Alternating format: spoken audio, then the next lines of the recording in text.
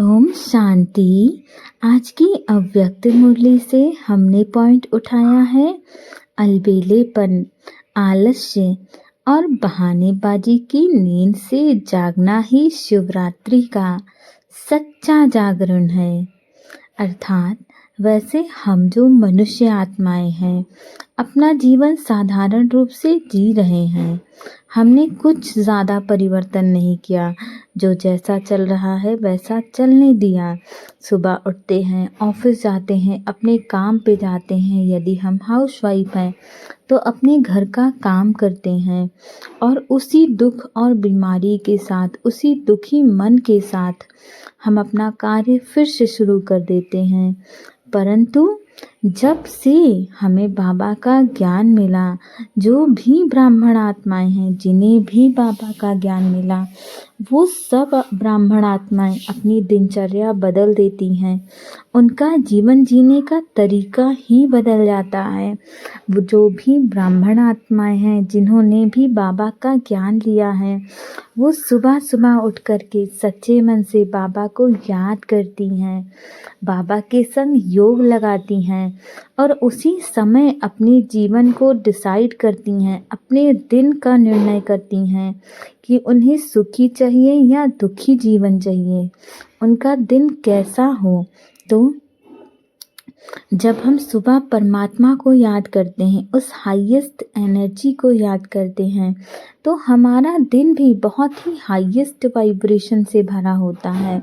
हम वो मैग्नेट बन जाते हैं जो इस संसार की सारी अच्छी चीज़ों को अपनी तरफ आकर्षित करता है।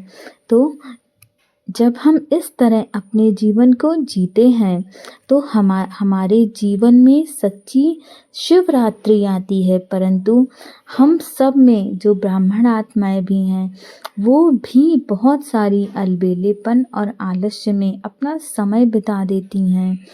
बहुत बार हमें ऐसा होता है कि नींद आने लगती है या फिर हम अमृत वेला नहीं करते हैं। यदि अमृत वेला करते हैं तो बाबा को याद नहीं करते हैं, दिन में नहीं याद करते हैं। हमने मुरली में क्या पढ़ा, क्या उसके अनुसार हमें जीवन जीना चाहिए, हम इन सब बातों पर गौर ही नहीं करते हैं। मुरली सुनी और इधर से निकाल दी, परंतु हमें ऐसा नहीं करना है। हम मुरली को अवेयरनेस के साथ पढ़ें और बाबा जैसे मुरली में कहता है कि बच्चे सबको सदा सुख दो, सबको खुशियाँ बांटो, तो हमें उस बात पर ध्यान रखना है, उसे अपने वास्तविक जीवन में लाना है। ये सच्ची शिवरात्रि है। और जब हम इन छोटी छोटी चीज़ों को अपने जीवन में अप्लाई करते हैं तो हमारे जीवन में बड़े बड़े परिवर्तन होते हैं।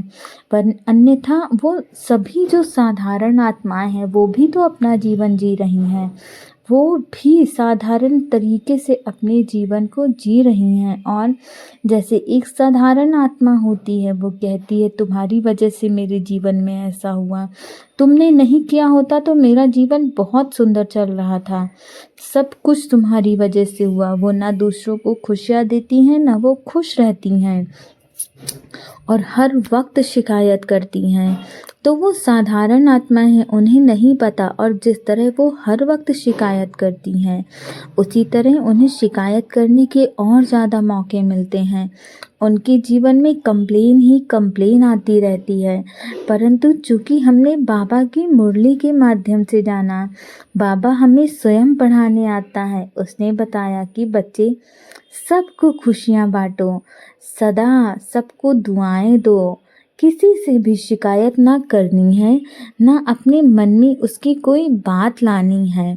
और जब हम ऐसा करते हैं तो बाबा इसमें बहुत बड़ा गूढ़ रहस्य छुपाए हुए है कि जब हम सबको खुशियाँ बांटते हैं तो हम वो मैग्नेट बन जाते हैं जो इस समस्त ब्रह्मांड से खुशियों को हमारी तरफ खींच के लाता है।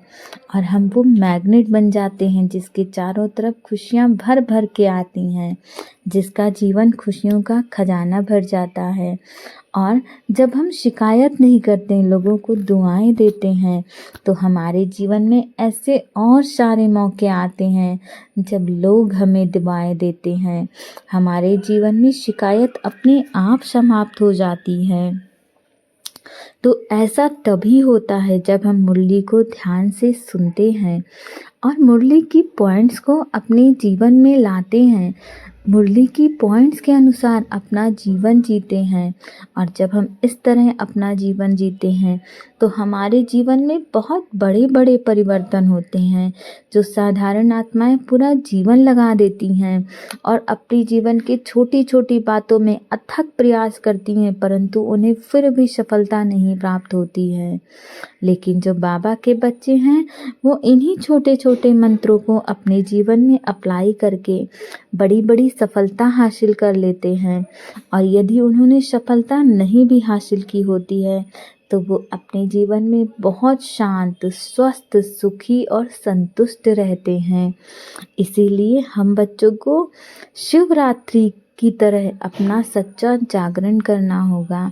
जिस तरह शिवरात्रि को बाबा ने बताया है कि यही सच्ची जागरण की रात है, उसी तरह हम सब बच्चों को भी बाबा का ज्ञान लेकर के और मुरली के अनुसार जीवन जी करके सच्चा जागरण करना होगा स्वयं का। अन्यथा हम ऐसी ही गहरी नींद में सोते रहेंगे और कब संगम युग बीत जाएगा हमें पता भी नहीं चलेगा। और फिर अंत समय हम सबको पता चलेगा ये तो संगम युग था जो बीत गया। फिर हम केवल शिकायत ही करते रहेंगे और हम कहेंगे कि हमें तो किसी ने बताया ही नहीं।